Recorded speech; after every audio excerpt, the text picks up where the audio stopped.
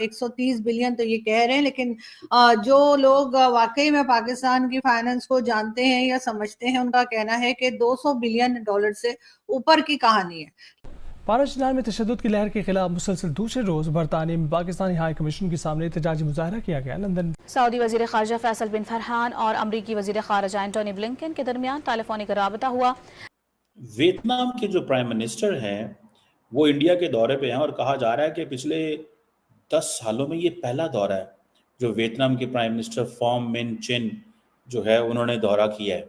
लेकिन खैर इसाक डार साहब जो है, उनका कहना ये है, अगर उनकी बात को हम मान लें और 200 के बजाय 130 बिलियन डॉलर पर ही रुक जाएं, तो उनका कहना ये है कि जी किसी को भी परेशान होने की जरूरत नहीं है, यानी कि टेंशन लेने का नहीं, टेंशन देने का है।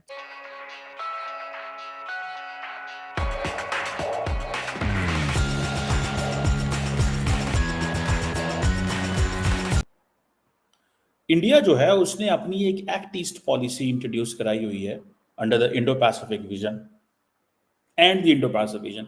Bye the way both are separate. India की जो एक्ट ईस्ट पॉलिसी है वो बिल्कुल सेपरेट है, पहले मौजूद थी, बट द मोमेंट अमेरिकन ने इंडो पैसिफिक विजन इंट्रोड्यूस कराया, जब आपको पता है ओबामा जो है और हिलरी क्लिंटन एंड अदर्स जो थे वो सारे के सारे जो है वो ये चाहते थे कि हमने चाइना को काउंटर कैसे करना है, चाइना को इंगेज कैसे करना है।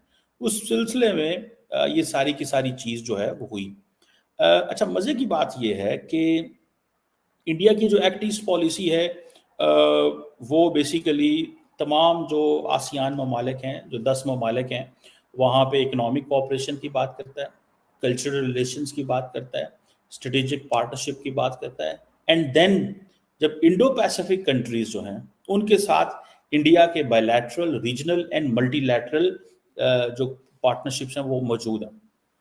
इंडिया कहता है कि जब ये जो क्या नाम है इनका चाइनीज जो वियतनाम के प्राइम मिनिस्टर चिन आए हैं तो उनको इंडिया ने $300 मिलियन की क्रेडिट लाइन दी है ताकि इंडिया वियतनाम की मैरीटाइम सिक्योरिटी पे काम किया जा सके। लेकिन इसके साथ साथ इंडिया चाहता क्या है कि इंडिया वियतनाम की आर्मी को सॉफ्टवेयर देगा, ठीक है जी, और वो जो सॉफ्टवेयर, एक तो सॉफ्टवेयर देगा, दूसरा इंडिया इन आईटी के सेक्टर में भी मदद करेगा, तीसरा इंडिया वियतनाम की जो डिफेंस फोर्सेस हैं उनकी लैंग्वेज ट्रेनिंग में मदद करेगा। So it means that India wants to help Vietnam. किस लिए? इंडिया चाहता है कि चाइना के इर्द गिर्द जितने ममालिक हैं उनको तैयार किया जाए। They should be ready, they should be ready to take on China. अब मजे की बात देखें, जो वियतनाम के प्राइम मिनिस्टर चिन आए हैं, एक तो उन्होंने कहा जी कि इंडिया हमारा close, trusted and faithful partner है जो हमारे साथ हमेशा खड़ा रहा है पूरी हिस्ट्री के दौरान। और जो सबसे इंपॉर्टेंट चीज है, आई थिंक ये इंडिया को एडवांटेज है over the period of time. वो क्या एडवांटेज है? इंडिया को ये एडवांटेज है कि इंडिया ये कह रहा है कि जितने भी ममालिक हैं खित्ते के, जितने भी ममालिक हैं दुनिया में ही इस खित्ते के, वो कहते हैं जी इंडिया तो हमेशा नॉन अलाइंड रहा है, और इंडिया की जो नॉन अलाइंड मूवमेंट थी उसने छोटे मुल्कों को हमेशा ये सहारा दिया कि वो अपनी मर्जी से चीजें कर सकें और किसी भी ग्लोबल पावर के प्रेशर के नीचे ना आए।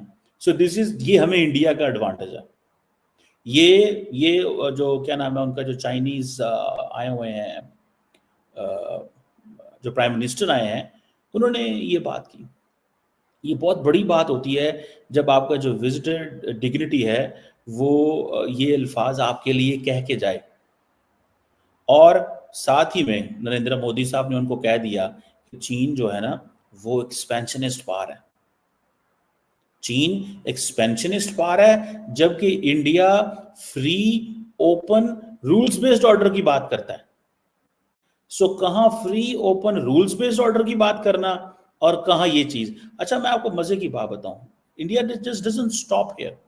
जिन लोगों को नहीं पता मैं थोड़ा बताता चलूं कि इससे पहले भी इंडिया ने कुछ $100 मिलियन की जो क्रेडिट लाइन है, जो इंडिया के जो डिफेंस मिनिस्टर हैं राजनाथ सिंह साहब, उन्होंने मेरा ख्याल है इस साल वो जब वो गए तो उन्होंने वो दी थी, ठीक है जी, जिसमें $100 मिलियन की क्रेडिट लाइन है, फिर एक $500 मिलियन की भी क्रेडिट लाइन दी हुई है ताकि जो वियतनाम है उसकी जो डिफेंस कैपेबिलिटीज है उसको बूस्ट किया जा सके।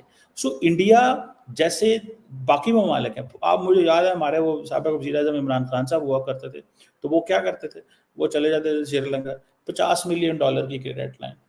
इंडिया 100 200 400 500 मिलियन आधा अरब डॉलर की क्रेडिट लाइन दे रहा है। क्यों? उससे क्या होगा? एक तो आत्मनिर्भर भारत को सपोर्ट मिलेगी, वन। सेकंड इसमें क्या चीज है? सेकंड इसमें यह है कि इनकी अपनी मैन्युफैक्चरिंग की कैपेबिलिटी, कैपेसिटी बढ़ेगी, ऑर्डर मिलेंगे। तीसरा यह है कि इंडिया कंपैरेटिवली सस्ता असला बना के देगा। अगर ये ममालिक असला लेते हैं दूसरे मुल्कों से, वेस्टर्न मुल्कों से, तो महंगा मिलेगा। चेक एंड बैलेंस बहुत ज्यादा है, इंडिया उस तरह चेक एंड बैलेंस बात नहीं करेगा। जी हाँ, ये खैर ये टेंशन लेने का और देने का मैं खुद कह रही हूँ, ये सरदार साहब ने नहीं कहा, लेकिन मेरा ख्याल उन्होंने दिल में यही कहा होगा कि टेंशन लेने का नहीं है, टेंशन देने का है। जी हाँ, इसाक डार साहब का कहना ये है कि $130 बिलियन जो है पाकिस्तान के ऊपर अभी तक लोन जो है वो हो चुका है, लेकिन उसके लिए जो पब्लिक है और जो लोग पाकिस्तान के, उनको परेशान होने की जरूरत नहीं है। इसाक डार साहब का कहना यह है कि पाकिस्तान की इकोनॉमी, पाकिस्तान के इकोनॉमिस्ट और पाकिस्तान के लोगों में इतना टैलेंट है कि वो इस लोन को दे देंगे वापस। मतलब ये कि मुझे नहीं पता कि इसाक डार साहब जो है इस किस्म की बहकी बहकी बातें क्यों कर रहे हैं, मगर ये जरूर है कि जब भी नवाज शरीफ साहब की गवर्नमेंट आई है, चाहे पहली बार प्राइम मिनिस्टर बने हो, चाहे इमरान खान से पहले, हमेशा उन्होंने यही कहा कि पाकिस्तान ने कशकोल यानी कि जो भीख मांगने के लिए प्याला होता है जी, उसको तोड़ दिया है। हम आइंदा IMF नहीं जाएंगे, हम आइंदा वर्ल्ड बैंक, चाइना, सऊदी अरब या किसी से भी कर्जा नहीं मांगेंगे, लेकिन ऐसा होता हुआ हमें दिखाई नहीं दिया। इमरान खान ने भी यही कहा था कि जी मैं मर जाऊंगा, जहर खा लूंगा, खुदकुशी कर लूंगा, लेकिन लोन मांगने नहीं जाऊंगा। लेकिन इमरान खान साहब ने भी इनमें से कोई बात नहीं की, लेकिन हाँ, लोन लेने के लिए वो भी जगह जगह दर दर पहुंचते रहे, और यही हाल हुआ कि पाकिस्तान के ऊपर जो लोन था वो बढ़ता चला गया। ये भी एक अजीब सी बात है, बहुत से लोगों में ये भी देखा गया है, और एक आम सी बात है कि अगर किसी ने आपसे कोई लोन लिया और वो लोन वापस ना करे तो आप उसको दोबारा पैसे नहीं देते। आप कहते हैं चलो ठीक है, एक बार हमने धोखा खा लिया, अपना पैसा दे दिया, और उसके बाद जब पैसा वापस नहीं मिलता तो आम तौर पर लोग उसी इंसान को जो है या उसी जान पहचान वाले को दोबारा पैसा नहीं देते कि भाई आपने तो पिछला पैसा, जो पहला पैसा था हमारा, वो वापस नहीं किया, तो आप आगे क्या करेंगे। लेकिन न जाने कंट्रीज के बीच में ऐसी क्या बात होती है, खास तौर पे पाकिस्तानियों में, कि जिनको पैसा मांगना और पैसा खा जाना और पैसा ले लेना और लोन पे चलना, लोन पे जीना जो है वो बहुत अच्छे से आता है। तो होता यही रहा कि जी पाकिस्तान ने कभी कर्जा उतारने की सोची ही नहीं। अगर कभी कोशिश भी की तो वो इस तरह से कि चाइना से लिया, सऊदी अरब को दिया, सऊदी अरब से लिया, अमेरिका को दिया, अमेरिका से लिया, फिर चाइना को दिया, और यही तमाशा और यही म्यूजिकल चेयर जो है वो हम अपनी इकोनॉमी के साथ खेलते रहे। लेकिन काफी साल तो निकल गए जी, 76 ईयर्स हो गए, लेकिन पाकिस्तान की इकोनॉमी है कि वो संभलने में आई ही नहीं, और उसका मेन रीजन यही है कि करप्शन बहुत है। करप्शन तो हर कंट्री में, अगर मैं किसी को कहूं कि जी पाकिस्तान में बहुत करप्शन है, तो वो कहते हैं हाँ जी हाँ, करप्शन तो हर जगह है, भारत में कौन सी कम है। क्योंकि हमारी एक आदत है जी, हम हर चीज में भारत के साथ कंपेयर करते हैं, और उसकी एक रीजन ये भी है कि एक तो हमारी जबान एक जैसी है, हमें बात समझ में आती है, दूसरा ये कि जाहिर है हम भारत से ही तो अलग होकर पाकिस्तान बनाए।